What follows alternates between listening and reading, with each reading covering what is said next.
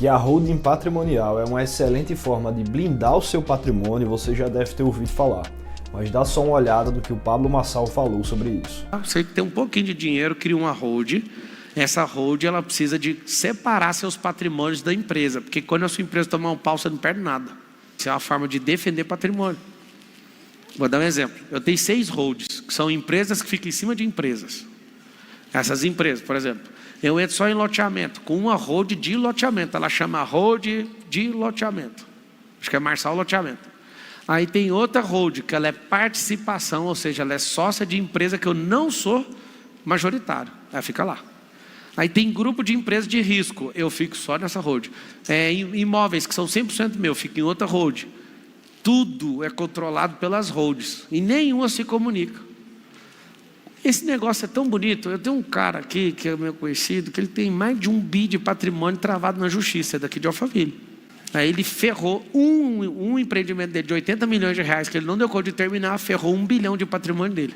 Apesar de a holding patrimonial ser uma excelente forma de proteger o seu patrimônio, ela é uma das ferramentas do planejamento patrimonial e sucessório.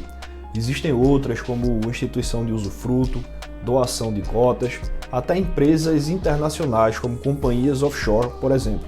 Então, eu já friso de início que é muito importante que façamos uma análise personalizada para o seu caso e entender se no contexto da sua família aquela é a melhor ferramenta e por que é a melhor ferramenta. E eu digo isso porque o planejamento patrimonial e sucessório ele tem 3 pilares. A blindagem patrimonial, que foi o que a gente acabou de falar, a eficiência tributária, com redução de tributos e com alíquotas mais favoráveis ao seu negócio, e também a sucessão organizada, impedindo que no inventário, de fato, sua família se acabe se afogando em brigas desnecessárias que poderiam ter sido resolvidas por você, patriarca da família. Pegando o enfoque da blindagem, que foi o que o vídeo trouxe, é importante que você saiba que a blindagem ela vai te proteger contra credores. Não é uma blindagem 100%. Assim como a blindagem de carro, existem calibres que essa blindagem não suporta. Então não adianta você pegar o patrimônio pessoal, misturar com o da empresa e acreditar que assim vai estar resguardado. Não vai.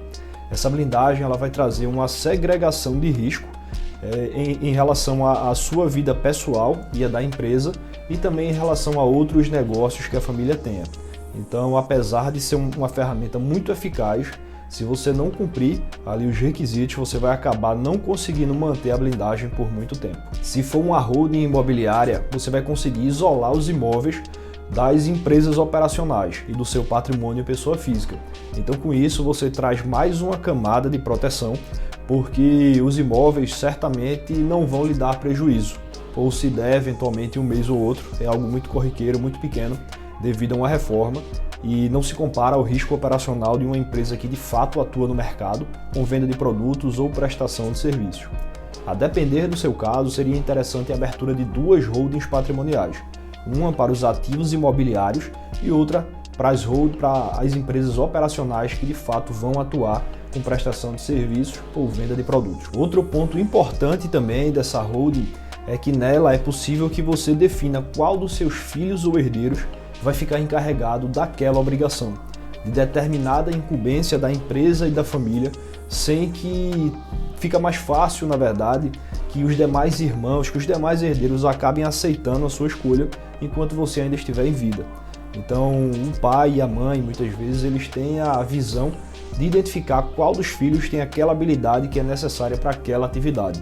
Então, se você partir dessa premissa, é muito interessante que você faça isso em vida, para que quando você vier a faltar, quando você não estiver mais aqui, sua família se mantenha unida, especialmente seus filhos.